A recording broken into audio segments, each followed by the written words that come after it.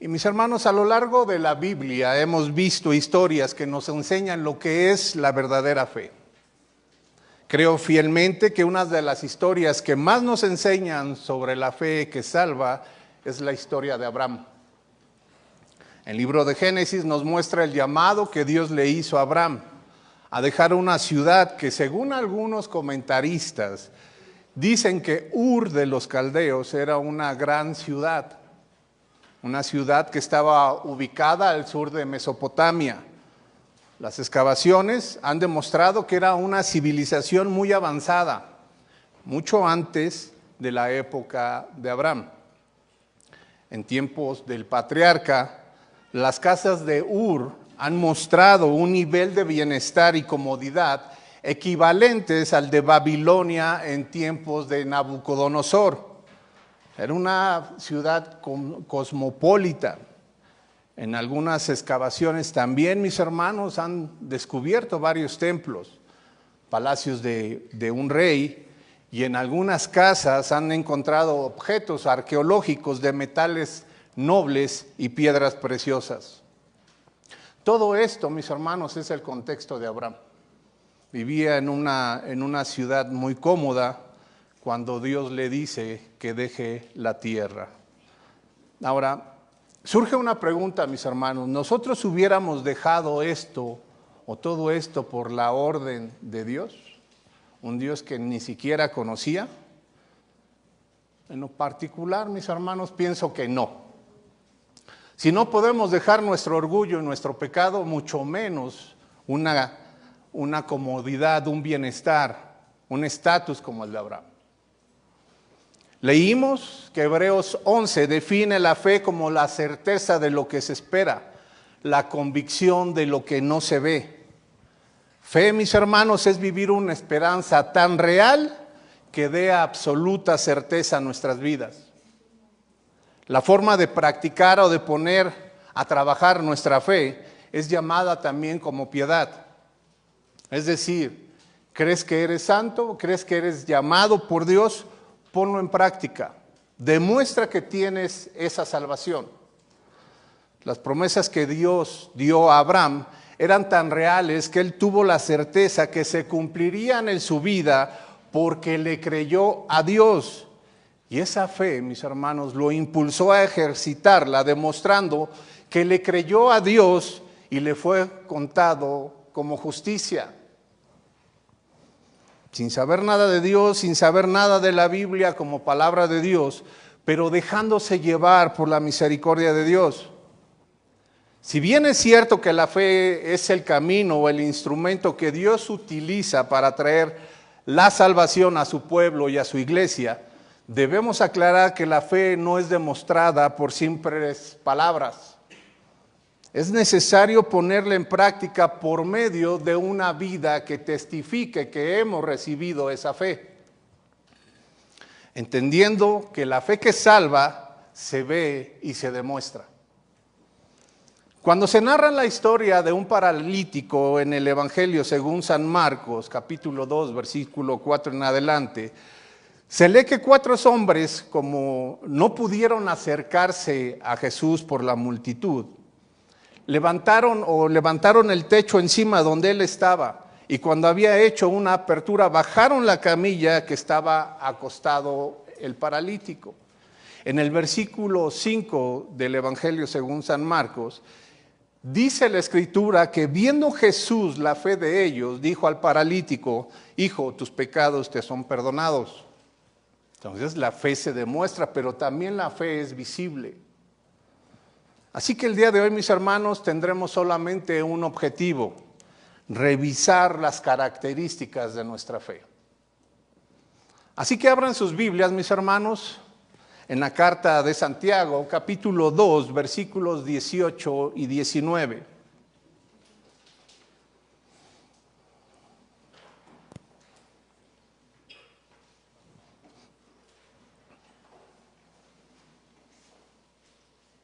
¿Ya lo tienen ahí, mis hermanos? Dice el versículo 18, pero alguno dirá: tú tienes fe y yo tengo obras. Muéstrame tu fe sin las obras y yo te mostraré por mi fe, por mis obras. Tú crees que Dios es uno, haces bien. También los demonios creen y tiemblan. Así que mis hermanos, vamos a poner este tiempo en manos de Dios y que sea su hermosa palabra realmente la que cualifique nuestra fe. Inclinemos nuestro rostro, mis hermanos. Señor y Dios,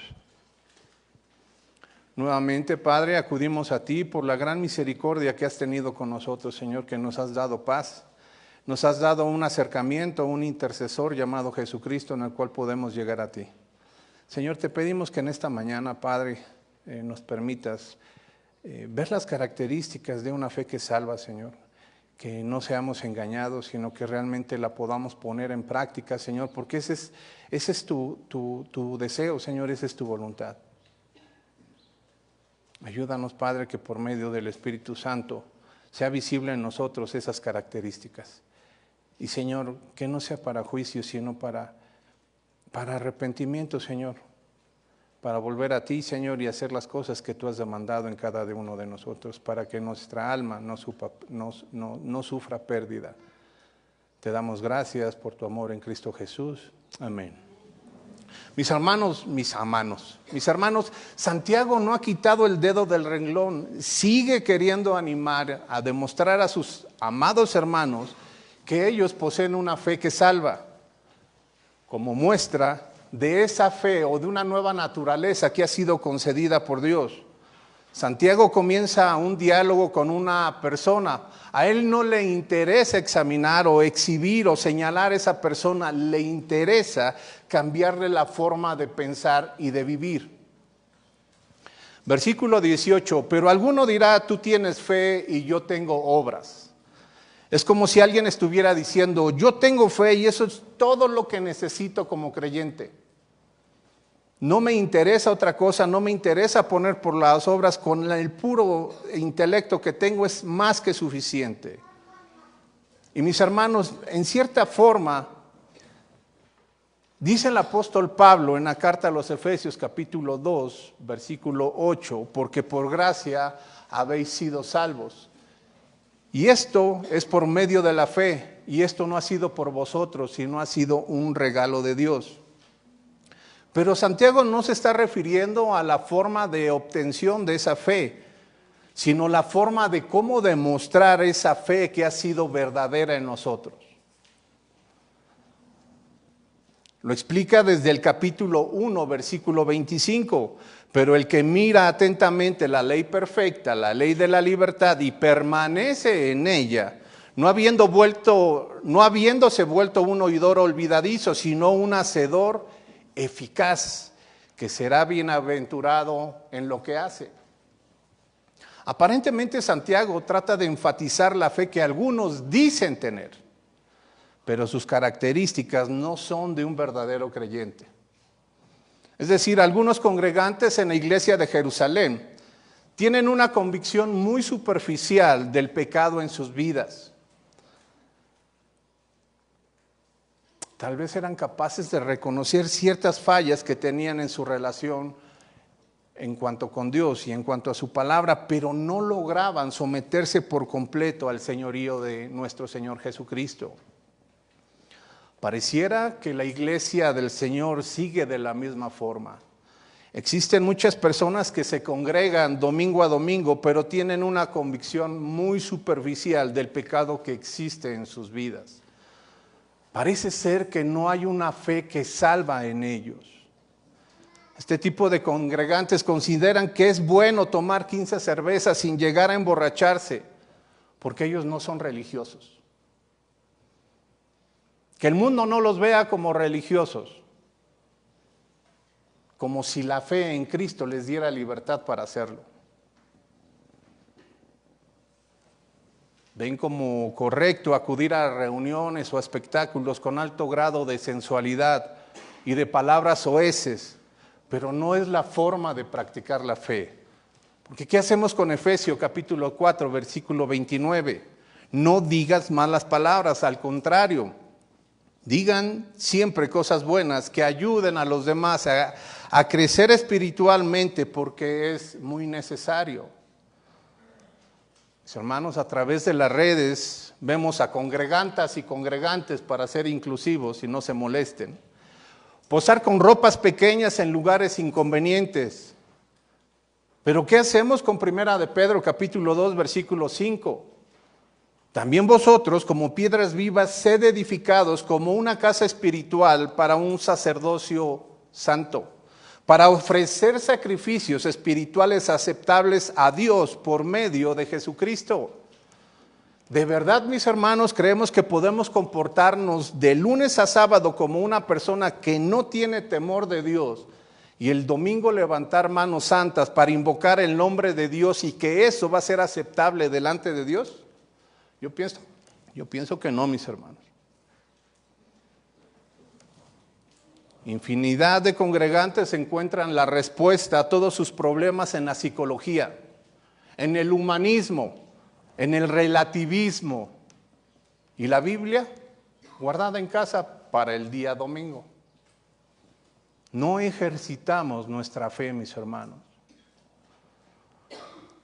A los congregantes de Jerusalén, Santiago les quiere enseñar un contraste en la fe que algunos dicen tener y las obras que demuestra una fe, naturaleza de un verdadero creyente. Versículo 18, pero tú dirás, tú tienes fe y yo tengo obras. Algunas personas se dicen ser creyentes.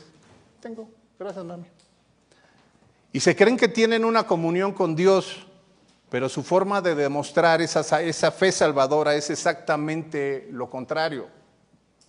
Lo contrario, las características de su vida espiritual están gritando otra cosa.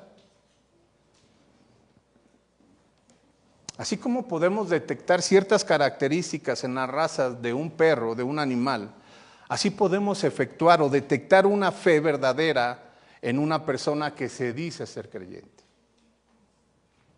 Una persona es cualificada por el andar en su vida. Por ejemplo, alguien que tiene una buena relación con su esposa, que vive honradamente, que tiene temor de Dios, que obedece a su palabra, demuestra que su fe es verdadera. Cuando la fe entra en un pecador, su naturaleza es cambiada automáticamente, porque toda la palabra y el consejo de Dios se vuelve su principal motor y su propósito. Cuando la fe es ejercitada en los creyentes, el pecado se convierte en un carbón que quema por dentro, mis hermanos, que te incomoda. Cuando una persona es nacida de nuevo, la comunión con Dios es como el aire a los pulmones, es imprescindible, no se puede dejar a un lado. Cuando una persona ha nacido de lo alto, demuestra que la realidad de la fe que dice tener es contestada con la evidencia de sus obras por esa fe.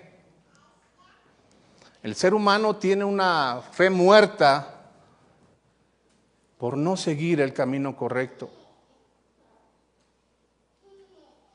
El ser humano natural se cree autosuficiente, no necesita de un Salvador. Todas las necesidades fueron cubiertas por ellos mismos. Es decir, ellos tienen o dicen tener una relación con Dios, aunque nunca abran su corazón a Dios en oración, ni lean su palabra, mucho menos se congreguen, mucho menos teman a Dios. Ellos determinaron que es suficiente con tener la creencia en Dios, que no importa otra cosa, no les quite su relación. Tú tienes una relación con Dios, eso es padre, yo tengo otra, y Dios me ama. Ellos han determinado creer que su vida es agradable a Dios, aunque sus frutos estén podridos. Sigue diciendo el versículo 1, muéstrame tu fe sin las obras, y yo te mostraré mi fe por mis obras. La estructura gramatical del versículo indica que Santiago le está demandando con urgencia la muestra de esa fe. Demuéstrame tu fe, con las obras que validen esa misma fe. Es como si Santiago estuviera llegando a una desesperación y le exigiera mostrar rápidamente esa evidencia. Como si cuando un niño se acerca a ti insistiendo que de un brinco puede llegar a la luna. Dices, ok, ¿qué le dirías? Anda, a ver, brinca ahorita a ver si llegas a la luna. ¿Para qué propósito? Para demostrar su error. Porque sabemos que eso es imposible. Parece ser igual el pensamiento de Santiago. El demostrar una fe sin la evidencia visible de obras que demuestren de forma verdadera esa fe es prácticamente imposible. No porque Santiago se supiera más inteligente, no porque Santiago quisiera demostrar que él es perfecto o que quiere ver cuánto es la fe. Santiago quiere demostrarle que es imposible afirmar la realidad de la fe con una simple declaración. Porque las obras son la evidencia de una fe verdadera. Las obras son evidencia de una fe verdadera. Una fe que está enraizada en el corazón del creyente. Da un fruto agradable a Dios en el ejercicio de la piedad y nunca en palabras huecas. Abran sus Biblias, mis hermanos, en la primera carta del apóstol Juan, capítulo 2, versículo 3. Primera de Juan, capítulo 2, versículos 3.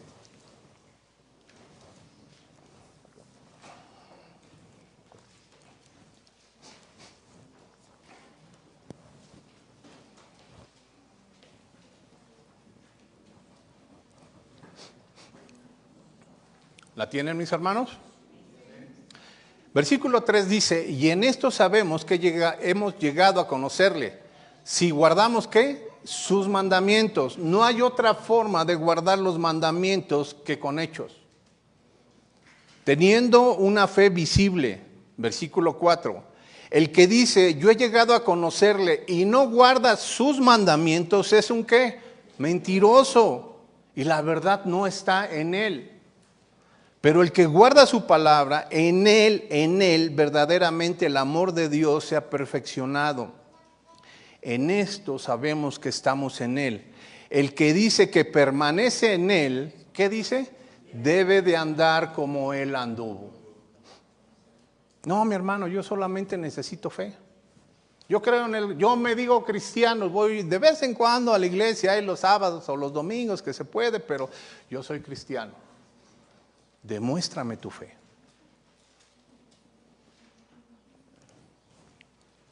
Debemos de entender que el cristiano no solo muestra su fe cuando resucita a los muertos, o cuando le dice a este monte, muévete, y ese monte se mueve, o cuando ella echa afuera demonios. El cristiano no da evidencia de esa fe cuando sana enfermos, o cuando se convierte en 3,000 por la predicación de su evangelio.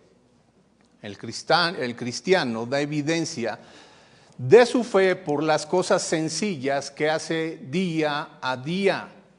En las cosas más cotidianas de la vida es ahí donde nosotros vamos a demostrar si realmente tenemos una fe que salva o no.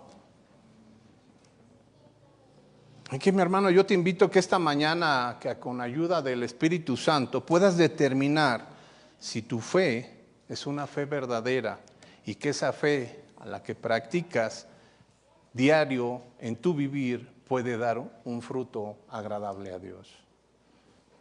La fe es muestra de haberse injertado en nosotros una nueva naturaleza que salva. Recordemos que la carta de Santiago tiene una influencia muy marcada por el libro de Proverbios y obviamente por el Señor Jesucristo, que fue su medio hermano. De tal modo que esta carta tiene una gran influencia en el Sermón del Monte, las bienaventuranzas, que fueron predicadas por el Señor Jesucristo en el Evangelio según Mateo, capítulo 5 al 7. Así que, mis hermanos, por favor, pongan ahí un separador en la carta de Santiago y vamos al Evangelio según Mateo, capítulo 5.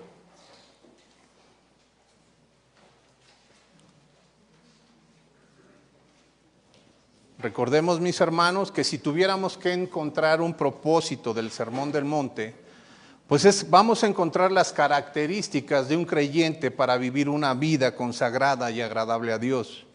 llena de sabiduría y discernimiento propias de un creyente verdadero. Ese creyente ha conseguido una nueva naturaleza por la fe en Jesucristo. La reflexión que busca el Señor Jesús en sus oyentes era mostrarle cuán lejos estaban de cumplir las normas de Dios y que necesitaban de un Salvador. El Sermón del Monte estaba diseñado para mostrar las características de vida nueva en Cristo. Consideremos, mis hermanos, la importancia de estos versículos, porque era el Hijo de Dios pronunciando el sermón más grande jamás predicado sobre la faz de la tierra. En el versículo 1 del capítulo 5 del Evangelio según Mateo dice: y cuando vio las multitudes, subió al monte, y después de sentarse, sus discípulos se acercaron a él. Y abriendo su boca, les enseñaba diciendo, y es ahí donde comienza la primera característica de una fe que salva, y es un corazón que dependa de Dios. Por si gustan ir anotando, la primera característica es un corazón que dependa de Dios.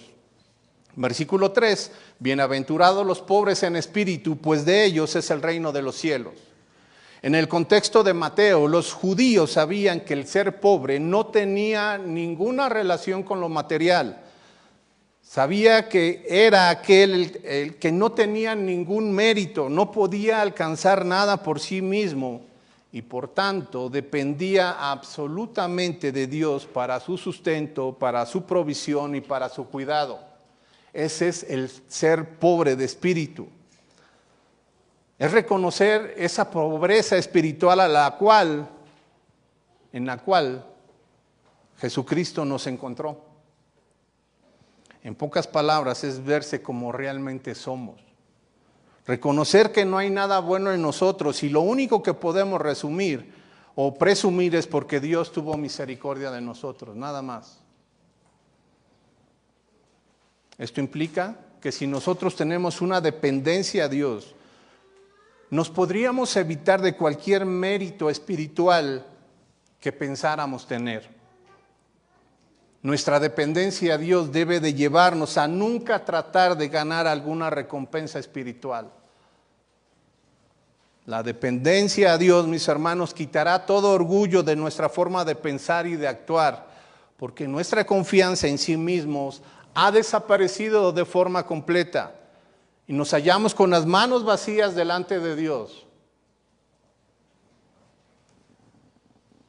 Ahora, mis hermanos, tal vez pienses que no tienes ninguna o que no tienes esta característica, pero si has creído verdaderamente en el Señor Jesús, ten por seguro que la tienes. Tal vez solo te hace falta más fe para ejercitar esa dependencia a Dios.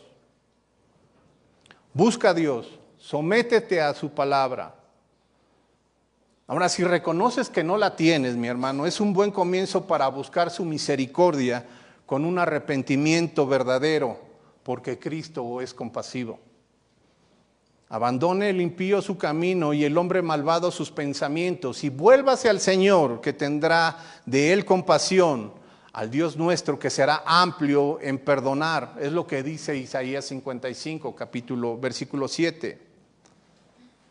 La segunda característica de una fe que salva es un corazón sensible. Versículo 4 del Evangelio, según Mateo capítulo 5. Bienaventurados los que lloran, pues ellos serán consolados.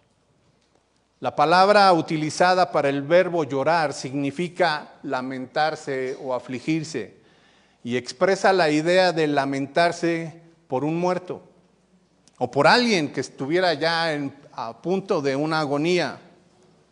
Un corazón que es sensible llorará ante el pecado que ha cometido. No es un sufrimiento de remordimiento porque ha sido expuesta y perderá algunos beneficios.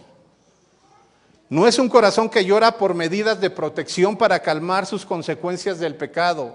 No, mis hermanos. No es el corazón que mostró Judas al regresar las 30 monedas de plata con las cuales vendió al Señor Jesucristo. Es el corazón que muestra Pedro cuando niega a su Señor. Vamos a Lucas, mis hermanos, al Evangelio según San Lucas, capítulo 22, versículo 60. Lucas 22, 60.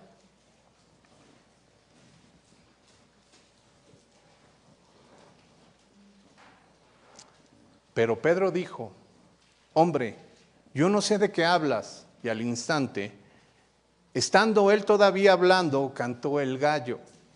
Entonces el Señor se volvió y miró a Pedro. Y recordó Pedro la palabra del Señor, como le había dicho antes, que el gallo cante, me negarás 3 veces. Y saliendo afuera lloró amargamente. Mis hermanos, la palabra que se traduce o que muestra como amargamente es un dolor sumamente fuerte. Es como si estuviera muriéndose alguien que amaba y que él lo único que quiere es desahogarse de ese dolor tan profundo que tiene. Esta es la forma en la cual podemos entrar al reino de Dios. Cuando nuestro corazón sea lo suficientemente sensible para llorar por nuestros pecados y buscar a Dios, para recibir el perdón por su gracia, y después de este llanto estar dispuestos a vivir una vida cristiana con el corazón sensible a nuestro pecado. Solo así, mis hermanos. La tercera característica de una fe que salva es un corazón apacible. Versículo 5. Bienaventurados los humildes, pues ellos heredarán la tierra. Y regresamos al capítulo 5 del Evangelio según Mateo. Bienaventurados los humildes, pues ellos heredarán la tierra. La filosofía de este mundo considera a una persona apacible como una persona sin carácter, una persona, perdón la palabra, mensa, tonta, a la cual se le puede imponer con mucha facilidad como un signo de superioridad. El mundo considera a una persona exitosa, la que es capaz de imponerse a todos, el que no se somete a nadie y actúa conforme a su gadarena gana. Esta persona hará todo lo posible para alcanzar sus objetivos de cualquier manera, no importando a quien atropelle. Y parece ser que era el mismo contexto, mis hermanos, del Sermón del Monte. El Señor Jesús sabía cómo se estaban comportando la nación judía. Había en su corazón mucho orgullo, una autosuficiencia. La palabra que es traducida por humilde significa suave, blando. A veces el término se usa para potros y otros animales cuyos espíritus naturalmente salvajes eran domesticados por un domador.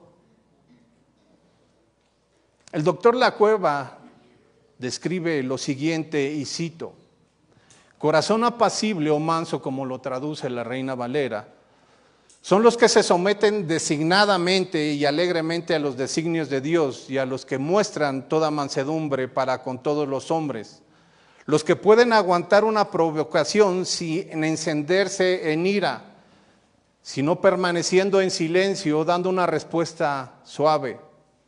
Los que permanecen serenos mientras otros cometen grandes desatinos, cuando en admirable paciencia se mantienen dueños de sí mismos, al mismo tiempo que son desposeídos de todo lo demás. Los que prefieren sufrir y perdonar 20 injurias antes de vengarse de una sola. Fin de la cita. ¿Tienes un corazón manso, mi hermano? Nos falta mucho para desarrollar, mis hermanos, un corazón apacible. Nadie se quiere dejar de nadie, y aún dentro de la iglesia. Si este me humilló, me la va a pagar.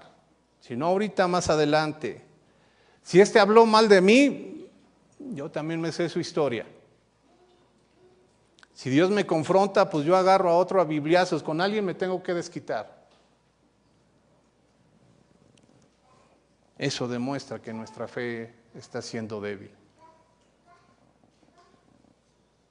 Otra característica de una fe que salva es un corazón en busca de la santidad. Versículo 6 del Evangelio según Mateo, capítulo 5. Bienaventurados los que tienen hambre y sed de justicia, pues ellos serán saciados. Tal vez a primera vista el texto parece decir que debemos de buscar las cosas correctas en nuestra vida, pero el texto, mis hermanos, va más allá de eso. La palabra que se traduce como justicia implica la declaración de que Dios nos imputa por la fe en el Hijo de Dios un perdón donde efectivamente nuestros pecados son perdonados y hemos sido declarados justos y santos. Pero la estructura gramatical de este versículo nos enseña que los verbos que son traducidos por hambre y sed tienen una implicación de ser un deseo intenso, como en la necesidad de comida en una hambruna. Es un deseo permanente, continuo, en busca de lo justo y de lo santo. Un corazón que desea la santidad. Fíjate cómo el pastor MacArthur hace un desglose de estos versículos y comenta lo siguiente. Cuando una persona tiene inicialmente hambre y sed de justicia, está buscando la salvación. Esta es la justicia que viene cuando alguien se vuelve del pecado para someterse al señorío de Jesucristo. En pobreza de espíritu se ve su pecado. En llanto lamenta y se vuelve de su pecado. En mansedumbre somete a Dios su propio camino pecaminoso y su poder. Y en hambre y sed busca la justicia de Dios en Cristo para que éste reemplace su pecado. Fin de la cita. Mis hermanos, la quinta característica de una fe que salva es un corazón misericordioso. Versículo 7. Bienaventurados los misericordiosos, pues ellos recibirán misericordia. Debemos de entender que la misericordia siempre ha sido un regalo de Dios, mis hermanos, que viene con una nueva naturaleza que se ha depositado por la fe en Cristo. Solo podemos ser misericordiosos cuando hemos experimentado la misericordia de Dios, antes no. La manera más obvia en que podemos mostrar esa misericordia es a través de actos físicos, como el buen samaritano. La Escritura, mis hermanos, nos exhorta a llevar alimento al hambriento, a cubrir al desnudo, a hacer visitas al enfermo, es decir, ofrecer ayuda al necesitado. Hemos visto que esa misericordia no solamente es con buenos deseos, son actos de amor por la misericordia recibida, pero que son puestos de manera física. Santiago acaba de decirnos que no solamente es que recibamos al hermano y le digamos, ay, que Dios te cuide, te guarde y te prospere cuando vemos que no tiene nada. Entonces nos dice que nuestra fe está mal, que debemos de darle a este hermano para que se sustente como gratitud de todo lo que Dios nos ha dado en cada uno de los aspectos. Esa misericordia también implica guardarnos de tener un corazón perverso. Un corazón que no se aprovecha del fracaso o de la debilidad de otra persona. La misericordia no debe de guardar rencor, mis hermanos. Debemos de ser prontos para perdonar. No alberga o no debe de albergar ningún resentimiento, ni se burla del pecado de otra persona. Los corazones vengativos e indiferentes no pueden heredar el reino de Dios. Los súbditos de este reino no deberíamos pasar de largo ante un hermano que tiene una necesidad, ya sea de restauración o física. La sexta característica de una fe verdadera es un corazón limpio. Versículo 8 del Evangelio según Mateo. Bienaventurados los de limpio corazón, pues ellos verán a Dios. Dios, mis hermanos, requiere corazones puros. En el contexto del sermón encontramos a los líderes religiosos que tenían corazones llenos de corrupción. Todo lo que realizaba era producto de una naturaleza muerta, de una fe muerta. Ellos debían ser los encargados de mostrar la santidad y la misericordia de Dios, pero solo mostraron la corrupción de un corazón no redimido. Cuando la Biblia se refiere al corazón, representa mucho más que la emoción y sentimientos. Se usa de una forma metafórica para representar el centro del control y de la mente y de la voluntad del ser humano. En Génesis 6:5, Dios mandó el diluvio porque la mente y la voluntad del ser humano eran perversos, lo dice el texto. Y el Señor vio que era mucha la maldad de los hombres en la tierra, y que toda intención de los pensamientos de su corazón era solo hacer siempre el mal, y como consecuencia Dios determina un diluvio.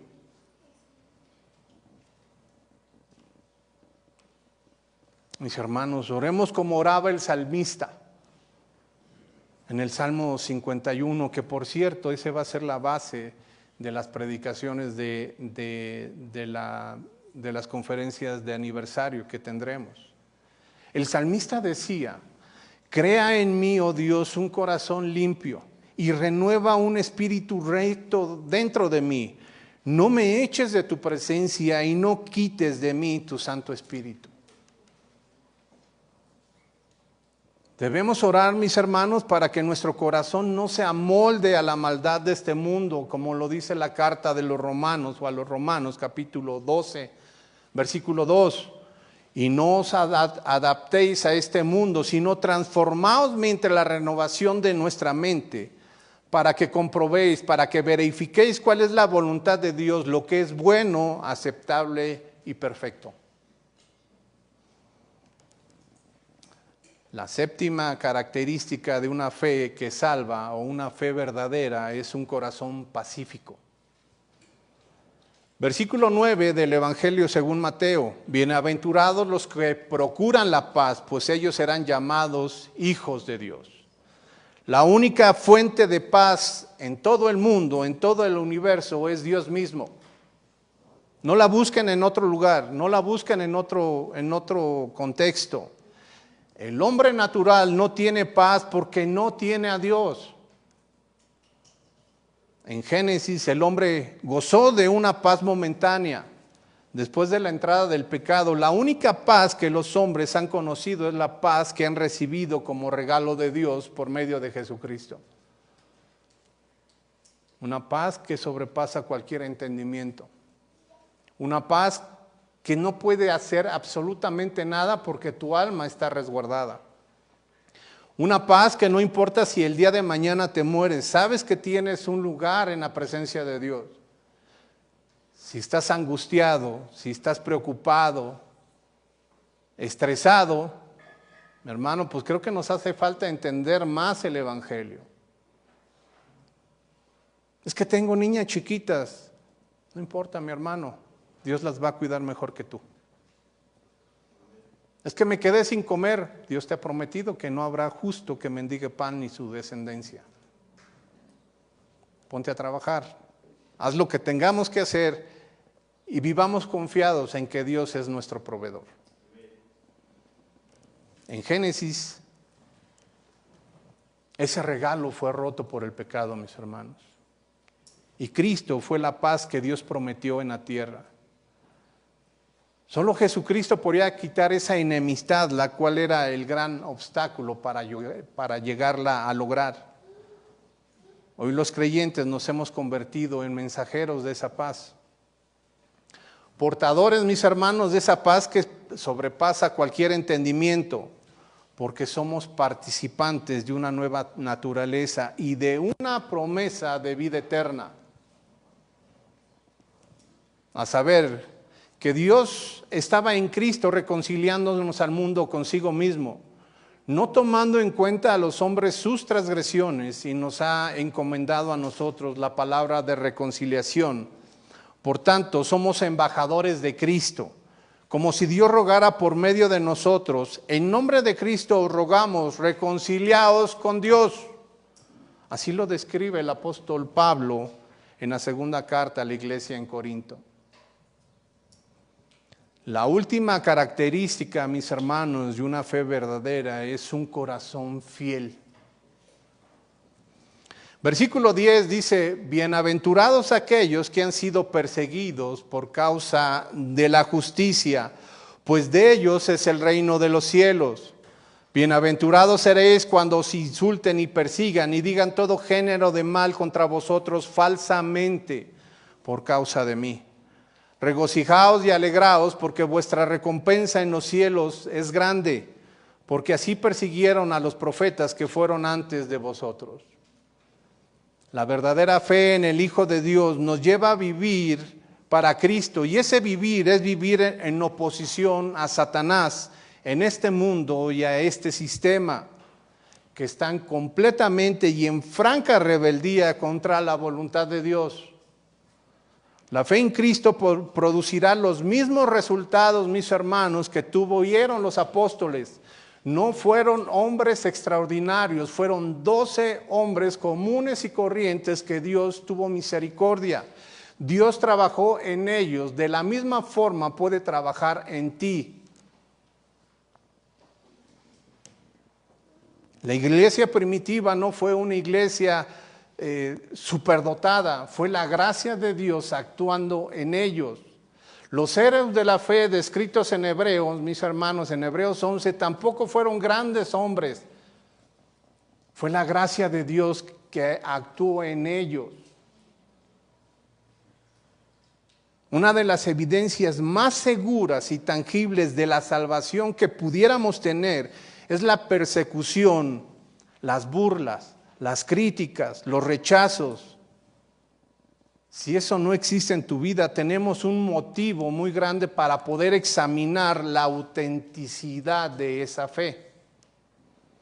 Tal vez porque ya nos hemos amoldado a este mundo y a su forma de pensar. El hecho de que hay muchos creyentes que sean populares por sus amigos o por la sociedad, no es indicativo que estos amigos o esta sociedad haya elevado su norma moral. Por el contrario, es seguro que el creyente ha bajado su norma moral porque no quiere ser un religioso. ¿Qué te importa si te dicen que eres aleluyo? ¿Qué te importa que alguien te critique cuando realmente esa persona ni cristiana es? Preocúpate cuando Dios te esté diciendo en su hermosa palabra que no eres como te comportas. Preocúpate por hacer la voluntad de Dios. Preocúpate por caminar, por honrar su palabra, no por lo que la sociedad diga.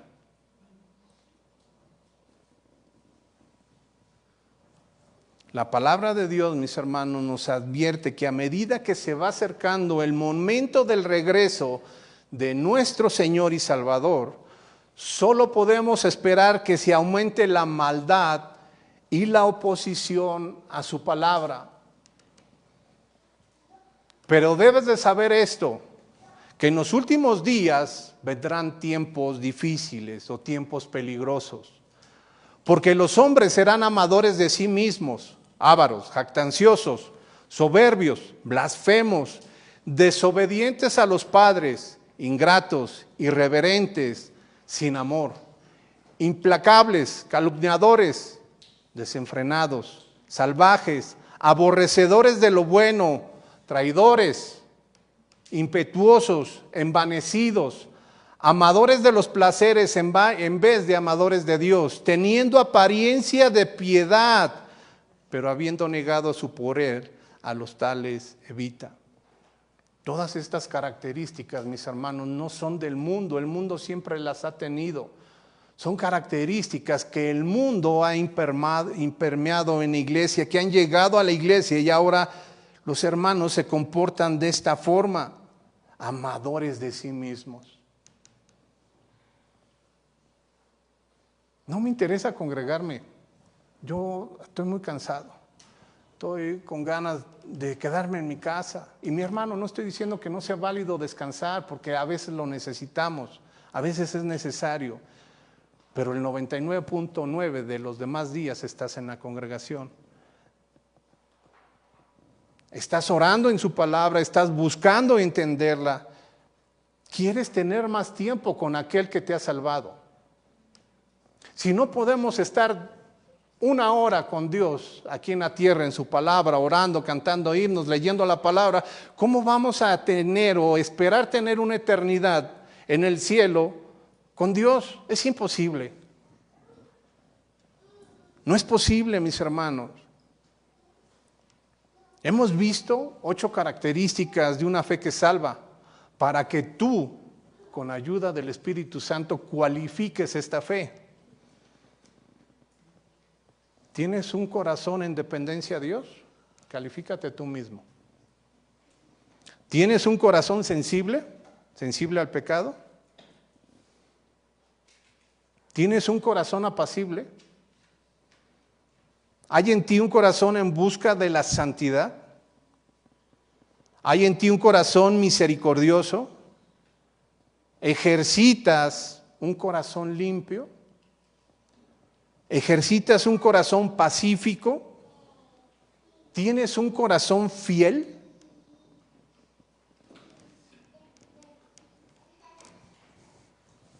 El gran problema de estas características es que no deben de quedar solo en el pensamiento, mis hermanos. Santiago sigue apelando a la conciencia cristiana para que la pongan en obras que glorifiquen a Dios. Sigue diciendo el versículo 19 de la carta de Santiago, capítulo 2. Regresemos ahí, mis hermanos.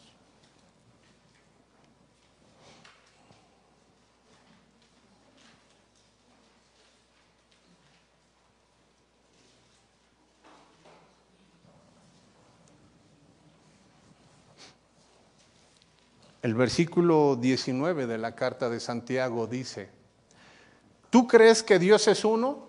Haces bien. También los demonios creen y tiemblan.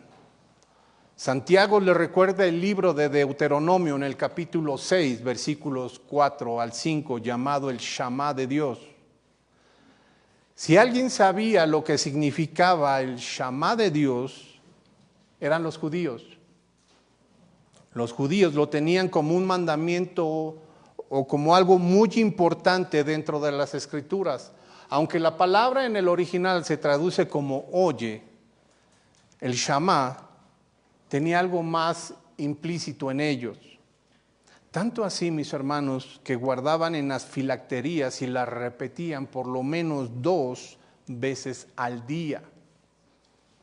¿Por qué tenía tanta importancia estos versículos? Porque tenía que recordarles solo 2 cosas, mis hermanos. Había una confesión y había una implicación. Vamos a Deuteronomio capítulo 6, versículo 1, mis hermanos.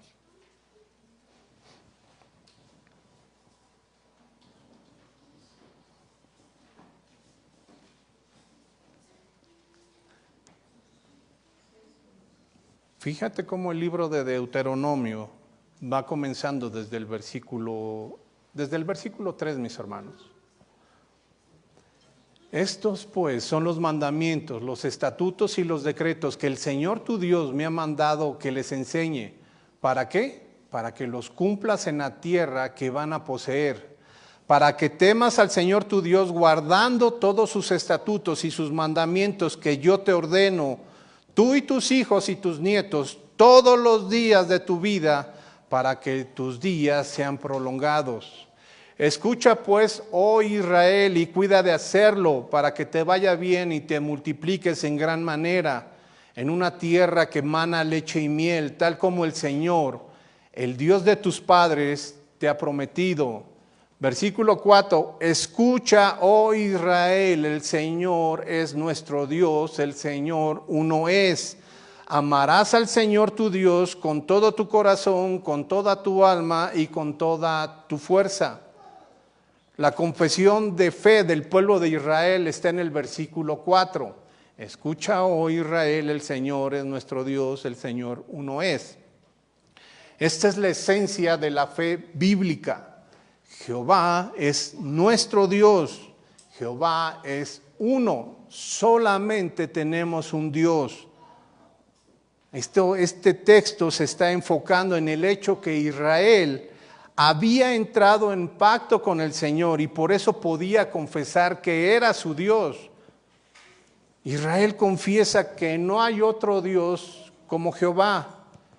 En esta confesión se excluye totalmente la idolatría que debía de haber en este pacto, alguna otra cosa que no estuviera centrada en el único Dios vivo y verdadero.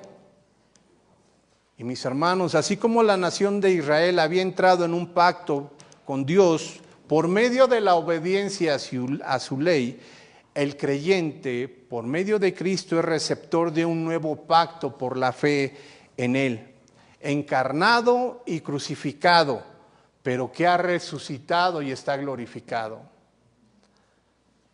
Gálatas capítulo 3, versículo 13 al 16, dice lo siguiente, y vamos allá, mis hermanos, es uno de los versículos más importantes dentro de la fe cristiana.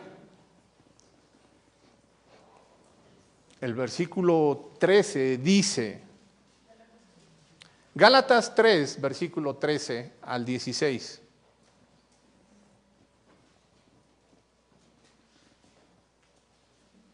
Cristo nos redimió de la maldición de la ley, habiéndose hecho maldición por nosotros, porque está escrito, maldito todo el que cuelga de un madero, a fin o con el propósito de que en Cristo Jesús la bendición de Abraham viniera a los gentiles, para que recibiéramos la promesa del Espíritu mediante la fe.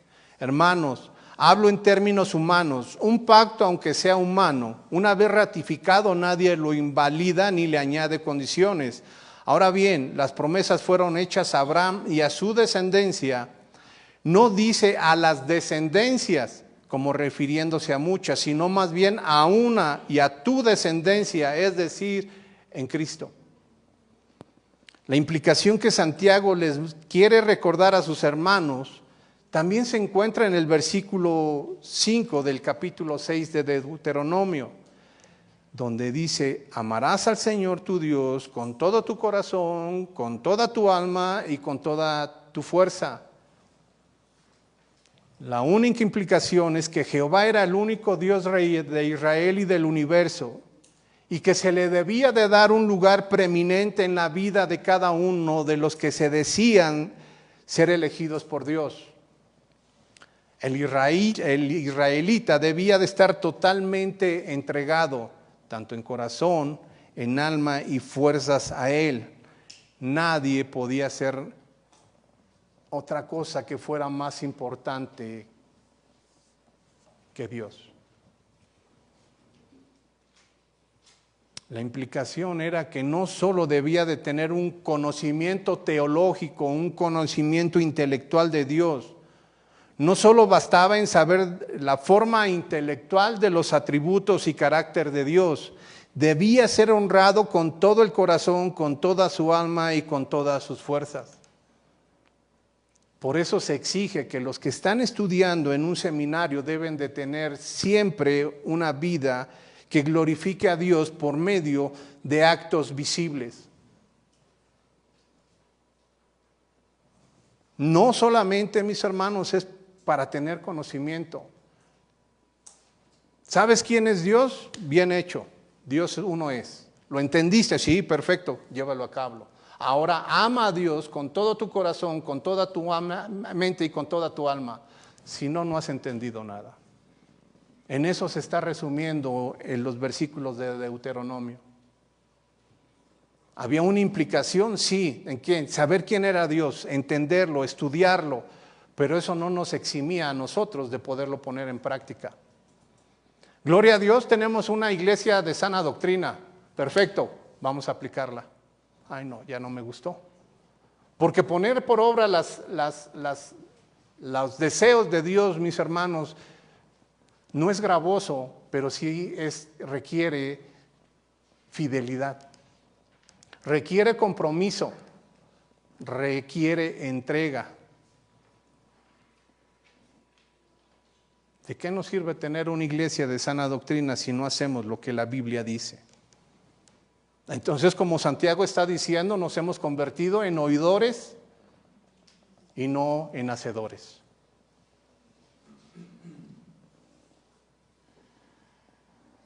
Jehová debía de ser el único objeto de amor por Israel, mis hermanos. porque era absolutamente santo, soberano, poderoso, lleno en misericordia, y por eso se debía de someterse totalmente a Él. No hay otra alternativa, mis hermanos. Y para nosotros no es diferente. La fe en Cristo se demuestra por la obediencia ¿a quién? A Cristo, a su palabra. Y de esta debe de ser total. No todo el que me dice, Señor, Señor, entrará en el reino de los cielos, sino el que hace la voluntad de mi Padre que está en los cielos. Mis hermanos, en conclusión, podemos tener un problema muy grande al no tener una fe verdadera. Termina el versículo 19 diciendo, ¿Tú crees que Dios es bueno? Haces bien. También los demonios creen y tiemblan. Si tú todavía piensas que con el puro conocimiento de la deidad de Cristo, sin muestra de una vida transformada, es suficiente para que tú te digas ser creyente, déjame decirte algo. Tu fe es demoníaca. Si tú vienes domingo a domingo a esta iglesia y no ejercitas la fe que Dios te ha dado, si no das muestra de un verdadero arrepentimiento y de que pones en práctica esa fe, tu fe es demoníaca. Porque es una fe meramente intelectual, muerta. Porque los demonios, mis hermanos, no dudan de la existencia de Dios, lo conocen. Dicen por ahí que saben muy bien de teología, casi son doctores en teología. Pero esa creencia de los demonios en la existencia de Dios para nada modifica sus vidas. Son seres caídos, llenos de maldad. Una fe demoníaca dice creer en Dios, pero su actuar es en contra de su palabra, de sus deseos. Mis hermanos, los demonios tienen más fe que algunos que se dicen creyentes. Porque los demonios saben que Dios es santo, justo en sus mandamientos, y saben que nunca podrán librarse del juicio que les espera. Por eso tiemblan. Y existen algunos hermanos que se dicen ser creyentes que ni siquiera tiemblan. Amén. Inclinen su rostro, mis hermanos.